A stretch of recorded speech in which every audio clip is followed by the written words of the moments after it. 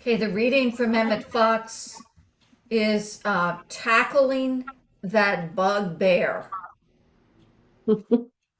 When what seems an especially difficult problem or a great emergency presents itself, many students of truth start by thinking, this is very serious, and then proceed to brace themselves mentally for a supreme effort, and then to pray exceedingly hard in order to meet the difficulty. All this is quite wrong. It simply builds up the problem into something far bigger than it was originally. The right attitude, the one that brings victory, is to think, God can and will solve this problem. Instead of speaking the word from the low altitude of fear and limitation and trusting to effort to magnify the Lord, stop thinking of the problem altogether and rise in consciousness. Having now attained a higher level, speak the word gently from that level, and your problem will be solved. The short scripture from Hebrews chapter 4, verse 12. For the word of God is quick and powerful. Okay, thank you. So today, our esteemed Lori Kay is going to give us the talk. Would you care to tell us what the title is? Yeah, the truth, the whole truth, and nothing but the truth. So help me God. Speak, O leader. All right, so listen, when we say what is true for us, why do we say things like, I'm sorry if this upsets you, but why do we add that prophylactic? It's because we're looking for acceptance or we're looking for forgiveness before we even open our mouths. We are that terrified to say what we really believe and what we really think. We don't feel as though we can speak our truth. It feels frightening, it feels risky, and it is. But we have to do it anyway if we're ever to have the biggest shift, the one we're looking for, the one where we feel completely free to be ourselves, more and more and more and more of ourselves, to vibrate in alignment with who and what we are and with all that we want to be while we're here in this body, focused in this body, here on this planet. This has been my lifelong quest, is to be all of me, 100% out loud. Now, I just watched a movie today, and I want to share a quote with you from it. It's gorgeous. I dream of a world where I can lay my vulnerabilities out there, open for everyone until they are my strengths. I am longing for this. The woman who said this is named Harper Steele. Harper was head writer for Saturday Night Live. His name then was Andrew. In 2013, he came out as transgender, changed his name to Harper, and he and Will Ferrell, friends for the last 27 years, took a cross-country trip together where Will could ask the questions he wanted to ask, and Harper confronted her fears about how the world would and wouldn't accept her as a transgender woman. And I realized watching this movie, we all need to come out. We all need to come out in our authentic beings. And we all need to not give a bleep about what other people say about it, as long as we're not putting ourselves in mortal danger, and maybe sometimes even then. My entire life has been a journey to become all of who I am 100%. And I see how I have upset people throughout my life by being strong and opinionated, questioning, a leader and a woman all at the same time. I've continued to knit into my being the parts of spirituality that I could find that were not tainted with dogma and isms and things that people say I'm supposed to believe. Frankly, a lot of it is we have no idea about. The things we say we should believe, or we're going to believe, or we're going to say, we don't have any idea. Things like, oh, God is testing me, or God wanted me to be patient because, or God wanted me to go for it, but I didn't, so I failed the test, or I think God wanted me to learn about XYZ, and that's why I did what I did. That's why I became who I became. No, no. God gave you free will to choose. God did not come in and go, thou shalt be a nun, thou shalt be a prostitute, thou shalt be the president. God doesn't do that. You do that. We do that. You decide what you want to learn. We decide. We decide what lens we're going to hold on to at any given time to set up the fascinating and difficult and rewarding story of your life that can never be repeated. This can be very, very hard to hear. There can be a lot of resistance to it because we do not know how to deal with that truth. We don't understand that that doesn't mean that we're, I don't know how to say it cleanly. We don't know how to understand that. It doesn't mean we're fuck ups. It doesn't mean that. We have, that's a paradigm of such sets of rules that keep us in the idea that we're either doing well, deserve pats on the back, golden ring, whatever, or we deserve to go to hell. That is a whole mindset that we've been brought up in, and we have to stop right now. We have to stop right now. When we realize, when we get that open door in our consciousness, we then can have that thing that we're always told we have and rarely feel we do until we get there, which is choice.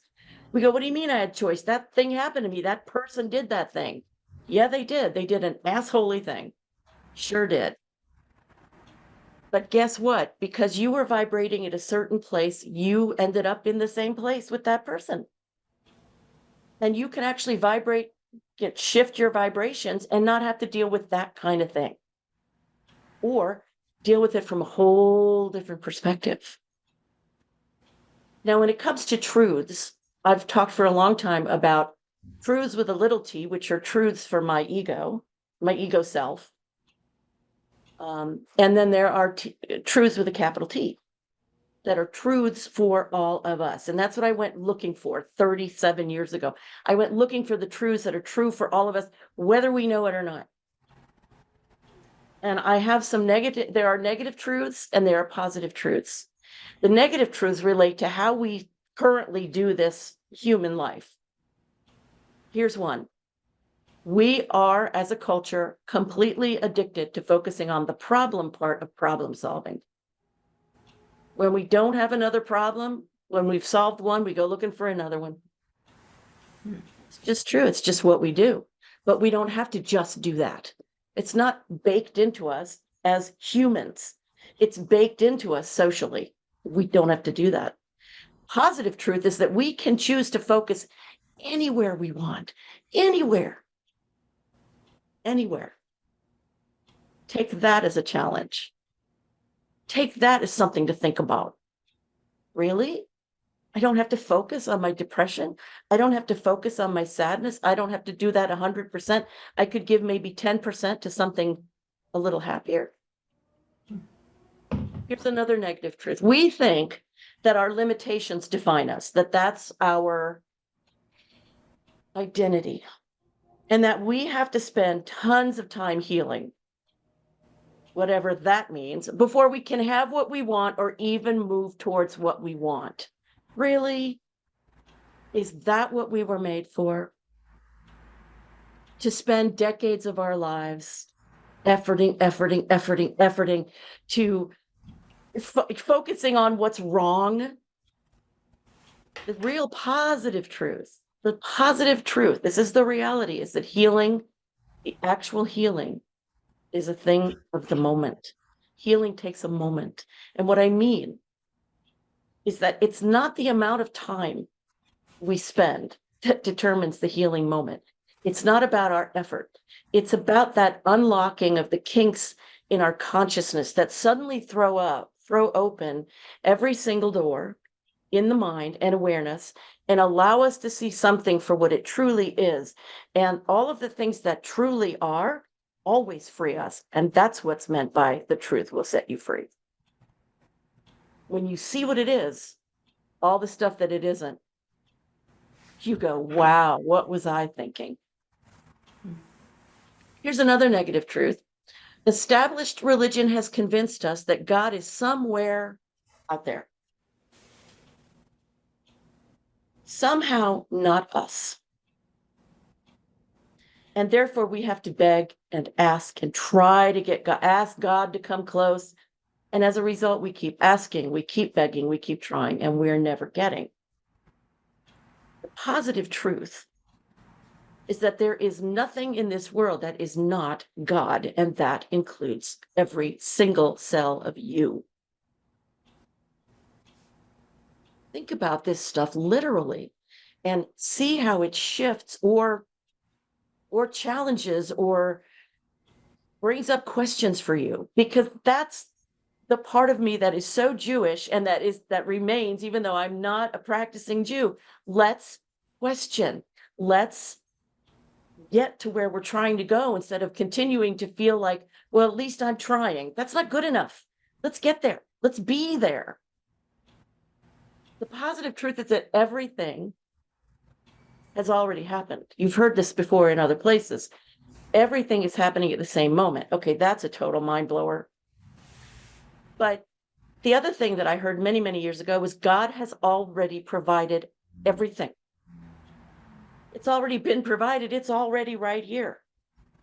And it's just waiting for us to see it, for us to align with it. And the phrase I've said before, and I know there's at least one person in this gathering who was like, yeah, I don't feel good about this, but here it is. It's from Oakland Center for Spiritual Living. God in us, as us, is us. God in us, as us, is us. And when I first heard that, I cried for a freaking month. Every time I went to church, I just cried the whole way through the services because I was feeling the closeness. God had gone from somewhere out here to at least this close to me. It was amazing. The truth is that we are really like a kid in a candy shop. We really are. Everything we want and need is already provided by God. And our work is to get so dang curious about how to see it that we'll start to look in earnest and stop settling. Stop settling for, at least I feel safe today. No. Do you feel alive today? Or do you feel happy today when yesterday you felt sad? The last negative truth I want to share with you is we've become accustomed to following the rules. All of the rules, all of them. All of them. And when you start looking at this, you start to realize, dear Lord, I am connected to things that are negative or that hold me back or that slow me down, and you start to say, wait a minute, is there some other way to do this? So, for instance, I know I have believed that I have to have money to do certain things that I want. Let's say I want to go to Europe. Well, I have to have money to do that, and I don't have it, so I can't go. What a bunch of garbage. There are infinite ways for things to happen in our lives. Infinite ways. A friend can come out of your background and suddenly go, you know what, I've been thinking about you. We haven't seen each other in 30 years, and we were such good friends, and I'm going to fly you out for my wedding, and I'm going to be doing it in Europe. Did you need any money for that? Just enough to get a cab. to the airport. And that's not very much. So stop with the limiting thinking. There is the positive truth, and hang on to your hats, because I got this one from the channel being Bashar, who I just got introduced to, even though he's been doing his thing for 30 years. Oh, well. Positive thing is that there is no such thing as lack. What? There's plenty of poor people. I don't have any money. What are you talking about? There's no such thing as lack in terms of it being a lasting, solid, forever thing. But what there is our ability to have 100% belief in lack, which we can then create. That one was a mind opener for me. And instead, we can practice following what makes us feel good or better or best every day, because we're not just going to get to best and then we never go anywhere else, right? We're always going to be developing all these different aspects of ourselves, but we don't want to keep staying back here going, okay, I'm still suffering, I'm still suffering, I'm still suffering. We have to build our possibilities focus and our positive possibilities focus. So I want to talk just briefly about the journey that I've been on, really briefly. And then I want to tell you the truths, the whole truths, and nothing but the truths that I have now. In the 1980s, when I came to personal growth, it seemed that healing was all about fixing myself, that I was damaged, I was traumatized, I was messed up, and I had to fix me. But getting to the problem of the answer, of the problem was not the answer. In the 1990s, I spent years in therapy learning to survive better by addressing my traumas, learning to communicate with people who were in my group therapy group with whom I seemed to have nothing in common, until I came to understand that we all have everything in common. In the 2000s, I was ready to go out, make my life be fabulous. So I moved to California, but I really wasn't ready. I was frightened and emotionally at sea, and I cried a lot. The God dogma I could have leaned on, but it had no weight for me, was you're being tested. Didn't work for me. Just that meant nothing to me. The reality I just learned yesterday, which makes a little more sense to me, it may not make any to you, but it made it for me, was that for everybody who's a Capricorn like me, we've had Pluto in our sign since 2008. And what that means is struggle, struggle, struggle, struggle, struggle, struggle, fail, struggle, struggle, fail, try again, struggle, struggle, struggle, fail. I'm like, that puts a different spin on it. In the 2010s was when my partner out in California passed away, and it was time to come home broke and broken. And so I did, with a lot of help. In 2020 was the beginning of the ending of a broken life, but I had no new one in place. Of course, we were all in COVID right then. Didn't know what I was supposed to be doing with my life, trying to do entrepreneurship, trying to find a job, trying to work, trying to make sense of anything, completely confused. Now I'm here in 2024. I just flipped the switch on my Social Security. That doesn't mean that I am now wealthy, not by a long shot. And I have a choice to look at my life and go, oh my God, if my landlord and landlady decide to sell this place, I'm probably going to have to pay 400 more bucks a month than I'm currently paying. I could focus on that negativity, on that fear, on that possibility, or I could choose to focus somewhere else. And I have to practice this, because it's easy to focus on what makes me nervous, but it's boring, and it also does not help. So here are some truths that I now live every day, because my mind is completely different than the mind I had in 2022 when I found out, because I healed my own 35 years of depression, I found out that you can shift anything. What a concept. So here are some things I've learned. We do nothing. Our minds, our brains, They don't think of anything new. They have no new ideas. The new ideas come from the higher energy that is ever new, ever flowing. You can think of it as the energy of the higher mind. You can think of it as the mind of God. You can think of it however you like. But what this did for me when I heard it, was it said, Lori, that's why you've been struggling. You haven't been sufficiently letting in all of the help that you need. You've been thinking it's all based on your little head, and that's not the way it is. It's always surprising when we learn a new thing. It's surprising because we think we knew it, and then we find out we didn't. Number two, something I already mentioned, everything we've always wanted is already here. It's not being kept in a warehouse, a God warehouse, waiting until we align. God has already put everything here, and God manifests anything that is needed to match our higher energy. We don't like pull things out of the ether. That's not real manifestation. We align our higher energy with the feelings of joy, expectation, anticipation, positive anticipation. And then what happens, because our energy is stronger in the higher ladder of emotions, what happens is that those people, those situations, those happenstances that are already here, because all things are already here, are inexorably pulled into our orbit or we into theirs. I've experienced this. I'm not saying this because I read it in a book and it sounds good. I've experienced this. I just now am coming to have the words to put with it and the understanding that will allow me to continue to practice this on higher and higher and clearer channels within myself. So when I'm glowing with alignment and happiness, I know, I experience, and I know, not believe, I know what I just said.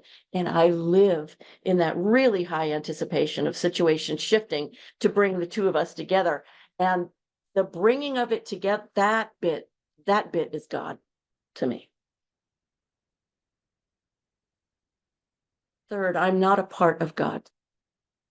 Neither are you. We are made of the wholeness of all that God is. That's why the answer that the great beings give to many questions, like what do I do, or where do I go, or what should I do about this situation? They always say, go within. Meditate. All of the answers are within. They didn't say some of the answers are within because you only vibrate with this much of God. No, all the answers are within. You're not a part of God. You are made of God stuff. And if you listen to, what is his name? Neil, who is the incredible guy who knows all about the stars. He's like, you are literally made, literally, this is made of star stuff. It's part of who we are. Number 4, I learned everything, I didn't know it, but I learned everything I needed to know about spiritual alignment from acting. I've been an actor for a very long time. In acting, you don't pretend. You are real. You feel what you feel with reality. So I can vibrate with authentic anger, bliss, love, hate, curiosity, you name it. Even if my ego self is having a whole different experience backstage, I come out on stage and I access that. It's real. So if I can do that, if a human, and it's not just one human, lots of good actors, if someone can do that, if I can do that, I can also align with whatever feelings I choose at any time. So I choose to see who I should be. I know who I want to be. And I see her and I say to myself, what would she feel right now? What would she be doing in this situation that I'm in this life that I have right now? How would she be in this situation? And then I let her be.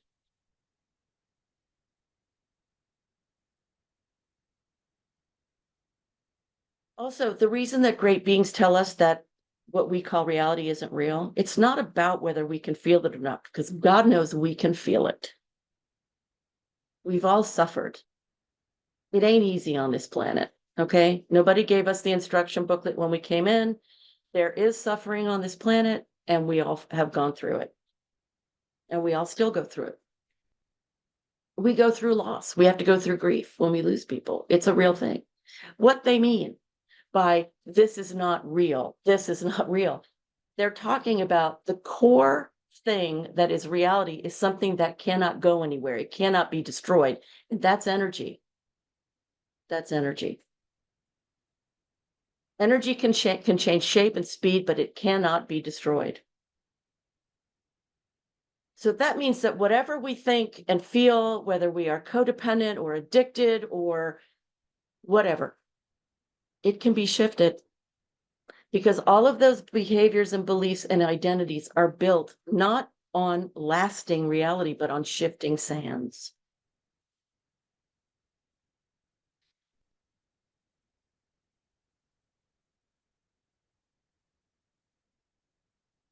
I don't believe in the lasting nature of what hurts me or you, and I don't believe in the solidity anymore of what hurts me and you. In other words, I don't believe that I have to hold on to it as long as I have in my life. I believe in feeling it. I believe in letting oneself flow with the feelings. I believe in making poetry of the passing through the pain as much as we can and leaning forward into wholeness again. I don't believe in supporting my friends in their pain. I do believe in supporting hearing your story and then helping you untangle the thoughts and the feelings so you can move into wholeness again. I don't believe anyone can tell you how to heal, but I do believe that you can find help in healing when you ask for it and you want it. I just don't think that healing is about getting better about suffering or just learning to live with something that causes you problems. I believe in getting to the core belief and seeing the true nature, because again, when you see it, you don't have to work to heal it, it just heals. Finally, if I believe something, I'm not happy with just believing it. It must be based in experience. So I must strive. If I find something that really calls to me, that really speaks truth to me, I must put it to the test. I must find a way to find out experientially if it's true for me or not. And I must define my terms, which is why I'm very tiresome when people say things to me like, well, just have faith. And I'll say, what does faith mean? Now I know what it means for me now, but I need to define my terms. So all of this is what my experience and my deep internal dives and my relentless desire for balance and happiness and fulfillment and 100% authentic me-ness have taught me. I'm 1,000% committed to finding the flow of my own divinity, stepping into allowing, because that's where it's at, not pushing. I'm 1,000% committed to my fierceness when it's necessary and to loving who I really am and living with her in my mind, emotions, and body, instead of this idea of somehow someday healing into her over 9,000 more lifetimes. So for good or ill, in your estimation, that is, because for me, it's all good. That is the truth, the whole truth, and nothing but the truth. So help me God. Thank you. So anything, thank you, Dave, by the way, for supplying the rest of the name for Neil Tyson deGrasse. Thank you. Thank you, Dave. Anyone have something to contribute? Yes, Dave Johnson. And then Ellie. Uh, I appreciate the talk, Laura. Even though I got on a little bit late, it seemed like I got on like the perfect time for me. And a couple things came to mind. One is that when you talked about manifesting, I've come to read and learn, and well, I'm still. I guess I'm trying to learn that. I know I've tried to seek out ways to how to manifest better in a multitude of ways, whether do videos or books or whatever. And then I don't know, fairly recently I came across a fellow who said that, a lot of people are trying to seek ways to manifest. The fact of the matter is, we're always manifesting, and we can't help but not manifesting. For us to sit down and say, "Oh, I want to manifest," would be like saying, like, "Oh, I want to breathe." It's something that's already inherent in you. So you're always manifesting. Now, you may not always like what you're manifesting, but whatever you're experiencing now is something you've been manifesting all along, or something that led you to this. So it's not something you have to say, "Oh, let's see, what do I manifest today?" No, what you're manifesting today is already been predetermined based on what led you to here. Now, the key is how to accept and kind of like flip the switch to where, like, oh, wait a second, I'm already manifesting. So let me just try to make that shift to where I'm always aware that I'm manifesting. I can't help but not manifest. So it's something that's, so we draw to us what's already within us, whatever's within our consciousness. And I still have, so on one hand, it gives it a lot of power, but also it's sort of daunting, because it's like you can no longer play the victim when you realize, oh yeah, this is what I do. This is what I am. So That's right. So that's one thing. Um, Another thing is that, and as far as the belief thing, I was reminded of something, and I was a young boy, and I remember, like, I used to not be able to swallow, like, say, like, if I had a headache and I had to need to take an aspirin, and I was like, God, I can't remember, like maybe 10, maybe somewhere around there. I'm just guessing. And my mom used to have me take the little aspirin, like Bayer aspirin or whatever, and Yeah. dissolve it in a teaspoon of water. And then one day my mom said, I always had a voracious appetite. She said to me, "Boy, why are you like dissolving that? You swallow a Big Mac practically whole whenever you eat, and you're gonna tell me you can't swallow that little pill?" And from that moment on, I swear to you, I was able to. I mean, if you told me to take like 10 pills at once, with maybe a teaspoon of water, I've been able to do it. And so that power of the mind from that early age, that has stuck with me. And I doggone it, I often ask myself, man, how come you can't just go to the aspirin Big Mac analogy and use that in other things, big and small. The last thing, if I may add quickly, is that with regard to our ideals of good versus bad, pain versus health. What I've also come to believe or learn is that there is no good and bad. It just is, and all is good and all is God. It's just our perception of. In other words, it's just varying degrees of the same thing. On the same spectrum. So there is no bad. It's just it's just like different variations. So if Daniel, say you got like I'm dealing with a number of physical ailments, but it's not that I'm like unhealthy. It's just varying degrees of health. I don't know if that makes sense. So it's just on the Mhm. same spectrum. There is no, So I don't know if I'm articulating it correctly, but like I said, it's something I came across, and so hopefully you're able to fiddle out that middling train of thought. Thank you. Thank you, Dave. Absolutely. Okay, we'll go to Ellie, and then we'll go to Lori R. Lori, you're still on mute. Still muted. There you are. Lori K., I liked what you said. I've been through a lot of things in my life, and Lori R knows, well, the majority of it. But anyway, there are several people that I know that have been through similar situations like mine, and I hear their story, and I have empathy for them, but then after a while, I say, I'm sorry that's happened to you, but what are you doing to heal yourself? And I've gotten so much grief over that statement. They're like, "Oh, don't you understand that this happened to me and that happened to me and this and that and it's like, I understand those bad things happen to you. Those same things didn't happen to me, or those similar things did happen to me, but what are you doing to heal yourself or to start that process?"